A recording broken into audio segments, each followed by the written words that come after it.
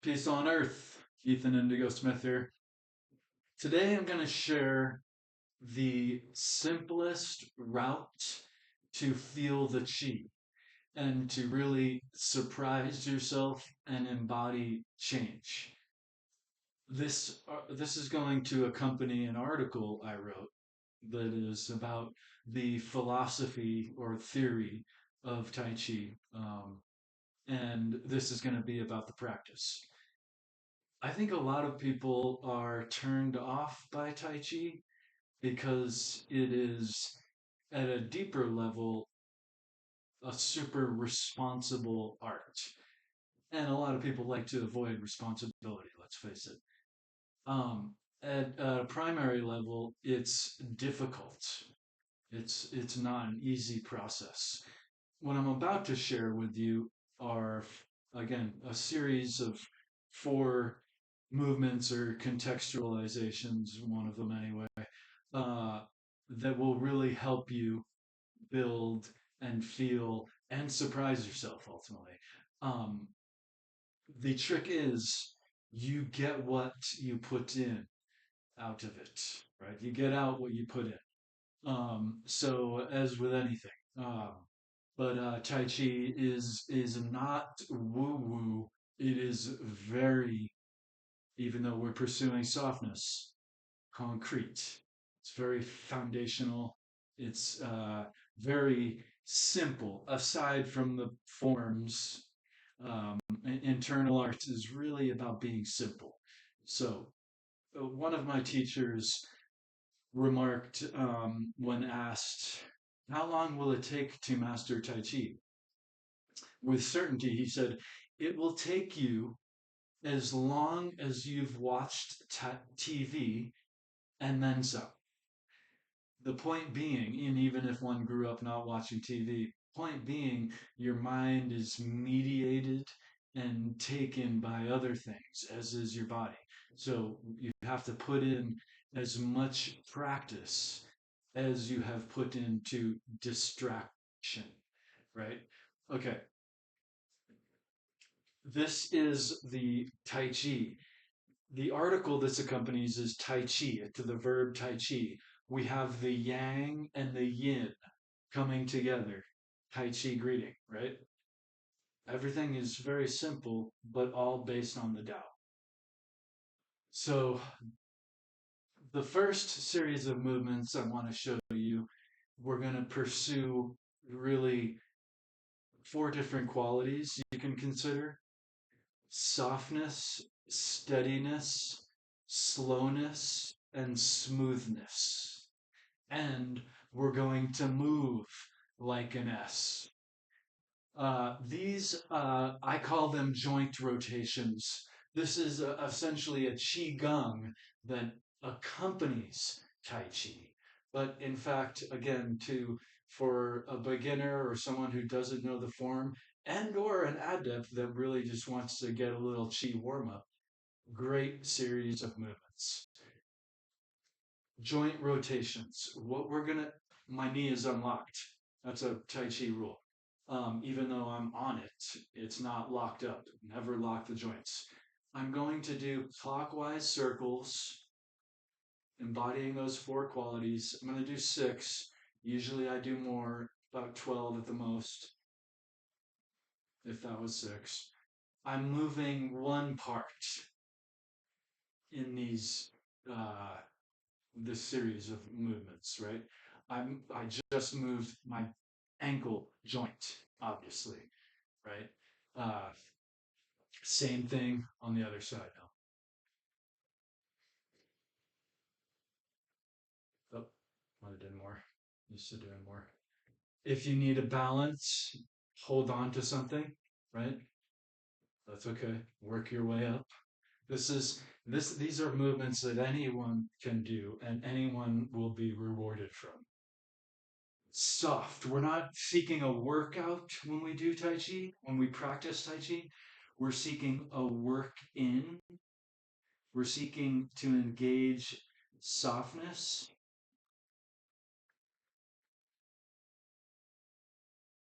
Um, with my midsection, my waist, this way, I usually do 4 times as many.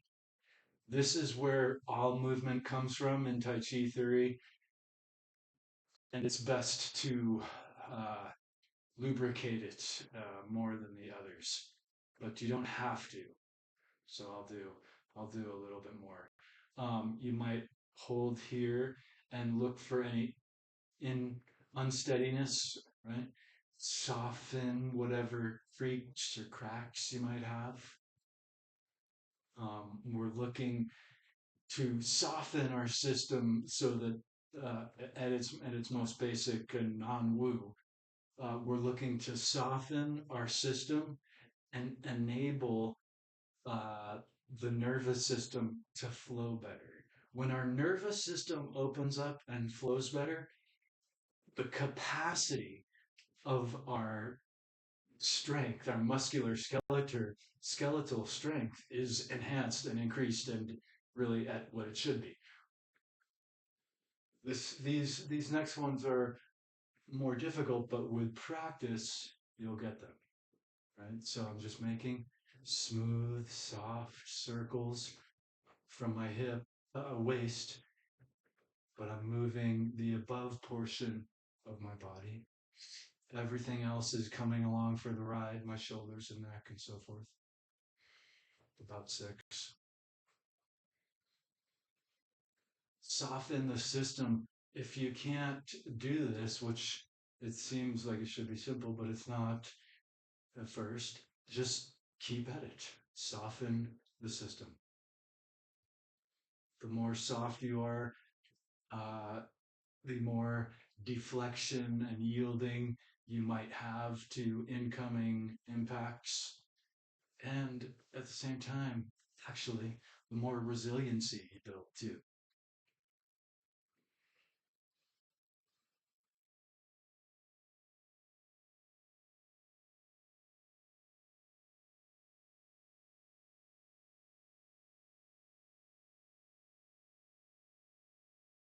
You can do it at the same time. You can eventually switch it up. I'm still doing the same thing. So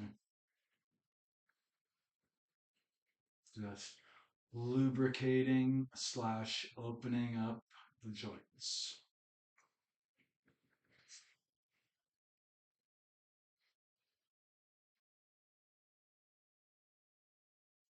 With the shoulders, be sure that you move your shoulder blades, right, and not your clavicles. The clavicles and so on, everything else is on for the ride.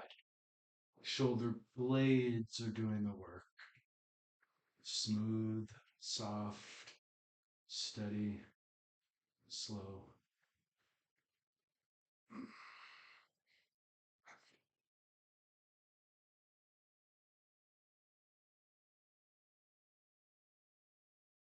Lastly, the neck. Be especially small with the neck and especially gentle.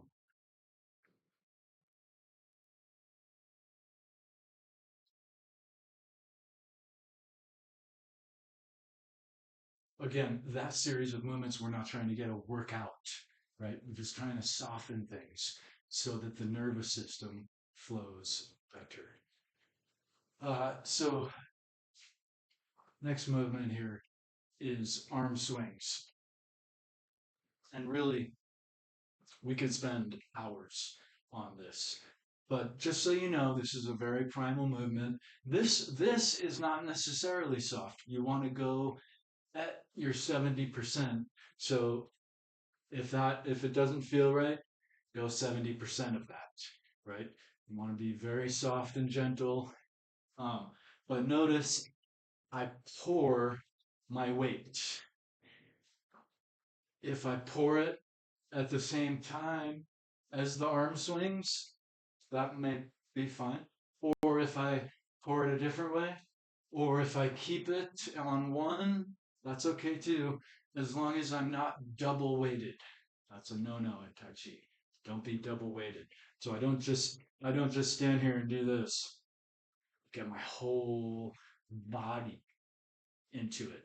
In fact, really try to make the movement occur from the lower body.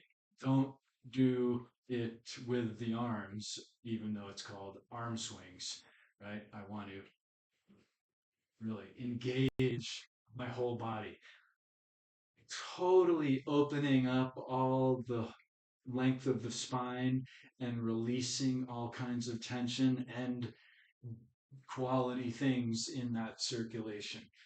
All the fluids that need to move around it are released. So again, we could really work on this for years, and I'll make a longer video on it if I haven't already. A number of people have, of course, made arm swing videos, but really try to embody wholeness in this. Don't just, this is the high, this is medium, this is low. Don't do it with the arms. Really engage the whole system, even if you're not pouring the weight distribution with it, with the movement, with the main visibility of movement. Um, Again, we're trying to find a way to embody the chi at the most simple fundamental levels. These movements will do that. And also, these are the movements that the adepts continue to practice, right? Um, these are core movements that you progress, and you get to the mastery level, and you come back to what is the most simple and the most profound. Okay, so probably the most difficult for modernity is the stillness. But we just worked on circular movements, which will really help you respond to things better. As we develop our responsibility, we develop more responsiveness. The circles will help that. You'll be surprised.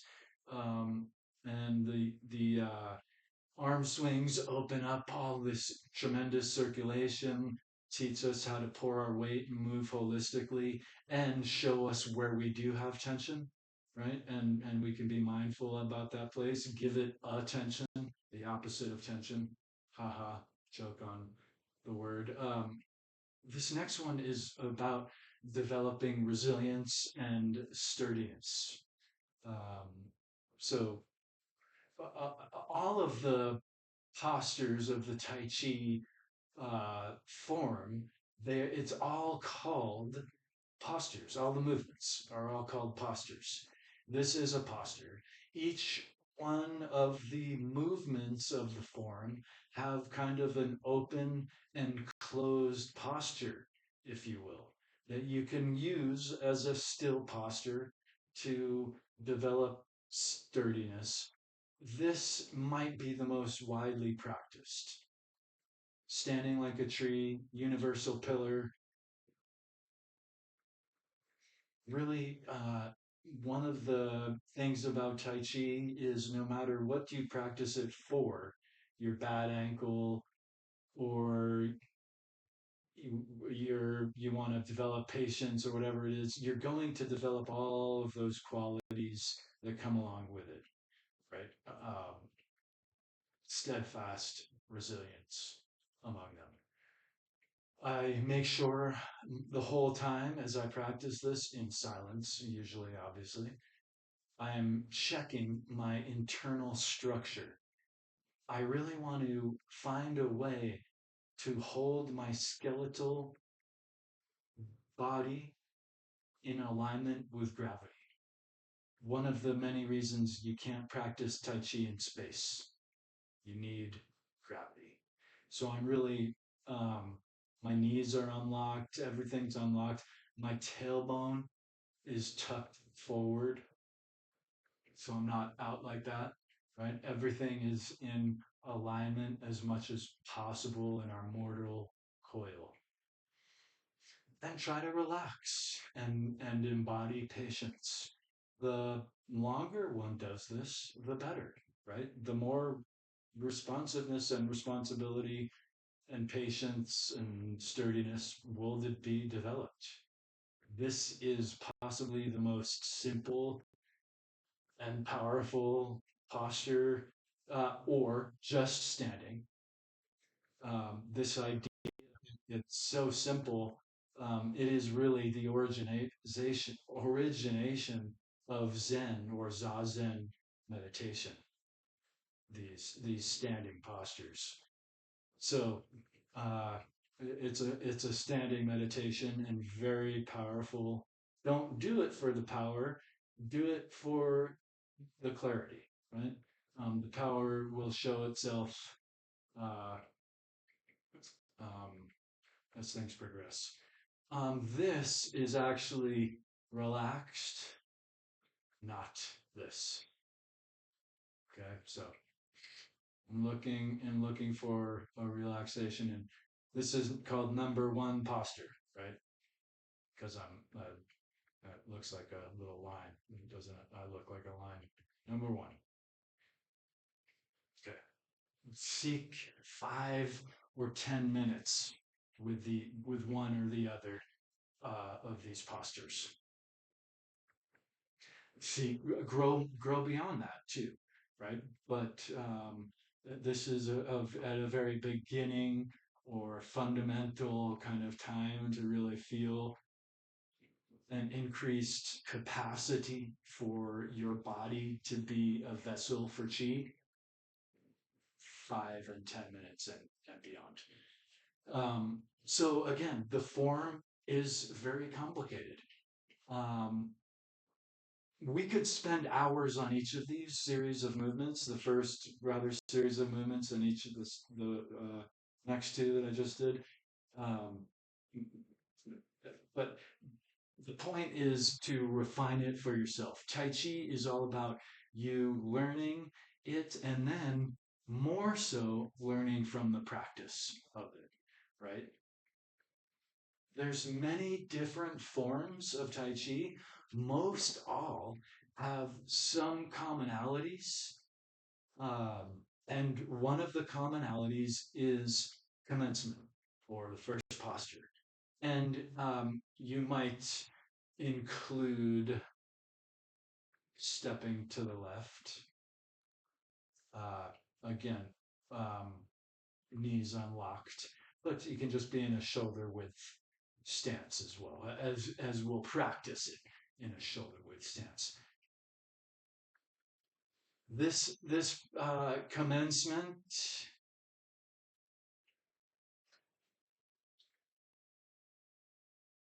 is all about engaging the whole body.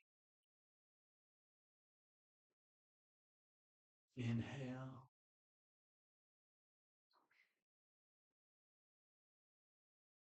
exhale. And one of the principles of Tai Chi, I don't just do that. I don't just do it with my arms. I want to have my whole body do the movement, my whole body open and close.